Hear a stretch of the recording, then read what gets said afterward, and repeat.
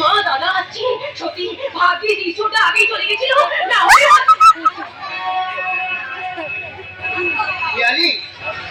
একটা না দারুণ সুখবর এনেছি, শুনে কি যে আনন্দ লাগছে আমার। কি সুখবরই দাদা?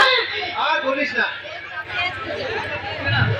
ওই তোকে না বিষ্ণুপুরের গ্রাম প্রধান সাগর গৌরী বলো কাল তোকে দেখতে আসছে রে।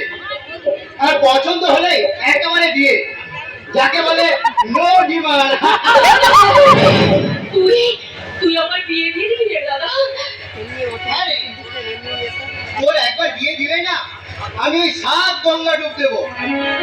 তাই তো এই সুখবরটা পেয়ে ওই মাঠের কাজ ছেড়ে দিয়ে আনন্দে আত্মহারা হয়ে আমি ছুটতে ছুটতে কি বিয়ের নাম করতেই তুই যে কাঁদছিস হতভাগী। বিয়ে আমি করবো না দাদা। তাই কি কখনো হয়নি? তোকে ঘিরে আমার কত স্বপ্ন, কত আশা। সেই মা মারা যাওয়ার পর ওই 10 বছরের তোকে নিয়ে আমি কত কষ্টই না করেছি।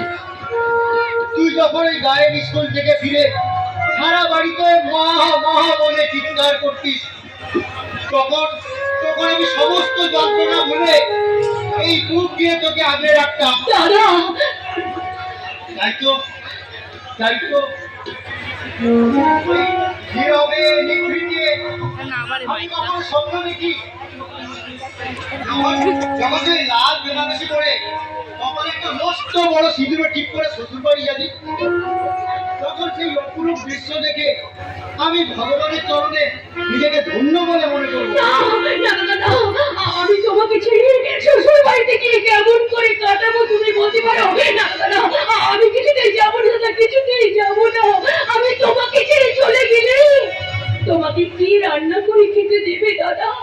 এমনকি দূর পাগলি, তুই আমার কথা ছেড়েই দে, তুই সুখী হলেই আমার। না না দাদা আমার পক্ষে এই বিয়ে করা কিছুতেই সম্ভব নয়। তুমি তুমি ওদের বলে দাও তোমার বোন বিয়ে করবে না, কারণ সে বিয়েতে রাজি নয়। আচ্ছা, ঠিক আছে, তুই বলছিস যখন, তখন আমি জোর করে তোর বিয়ে দেব না। কিন্তু কিন্তু বড় ভয় হয় রে বোন। কিসের ভয় দাদা? আরে বাড়িতে তোর মতো উপযুক্ত বোন থাকলে সব দাদারই মনে একটু আশঙ্কা জন্মায় রে বোন। কিন্তু কেন দাদা? ওই কেন উত্তরটা তো আমি তোকে দিতে পারবো না রে বোন। তবে তবে এইটুকু মনে রাখিস, না থাক থাক থাক, দাদা এই আমি মাঠে চললাম, ফিরতে একটু দেরি হবে। দাদা তুই সাবধানে থাকিস কেমন? দাদা দাদা তুমি না বললেও আমি জানি তুমি